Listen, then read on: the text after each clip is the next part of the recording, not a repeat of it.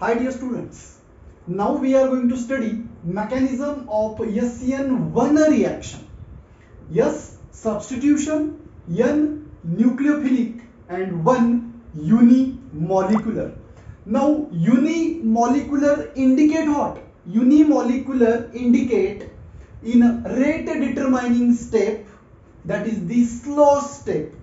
So rate determining step is always slow step, and in that step only one molecule is involved.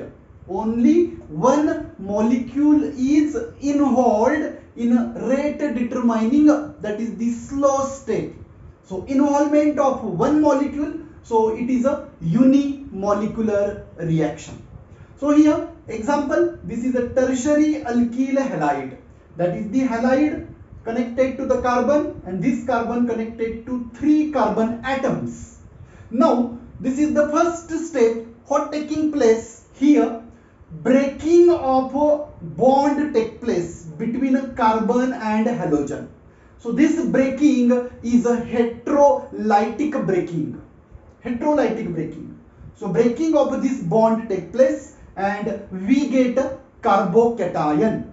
What is the intermediate? Intermediate is a carbocation, and this produced carbocation is a tertiary. Why tertiary? Because this positively charged carbon connected to 3 carbon atoms. So this tertiary carbocation is more stable, means our intermediate carbocation is more stable. Now this carbocation is a planar, so nucleophile can attack from front side as well as back side. Means what? Both sides attack possible. Nucleophile can attack from front side or it can attack from back side. Both side attacks possible. And finally in second step, that is the first step, we get a final product and we see nucleophile is there in the final product. Now dear students, rate of a reaction, that is R, depends on the concentration of substrate only. Depends on the concentration of substrate only. Why? Because only substrate is involved in first step, that is the rate determining step. So here this reaction is unimolecular reaction because rate of reaction depends on the concentration of substrate only. So this is a first order reaction. Dear students, if this substrate is optically active, means what? It rotates plane of polarized light in opposite direction. What required to make a molecule optically active? That molecule should contain a symmetrical central carbon atom. Means what? Central carbon connected to 4 different atoms or 4 different groups. Then only that molecule is optically active. And in that case, after getting a carbocation, nucleophile attacking from front side as well as back side. So in that case, you will get a racemic mixture. Racemic mixture, that is the formation of 2 enantiomers. One enantiomer rotate the plane polarized light in clockwise direction and second enantiomer rotate the plane polarized light in anti-clockwise direction. That is the dextrorotatory and levorotatory.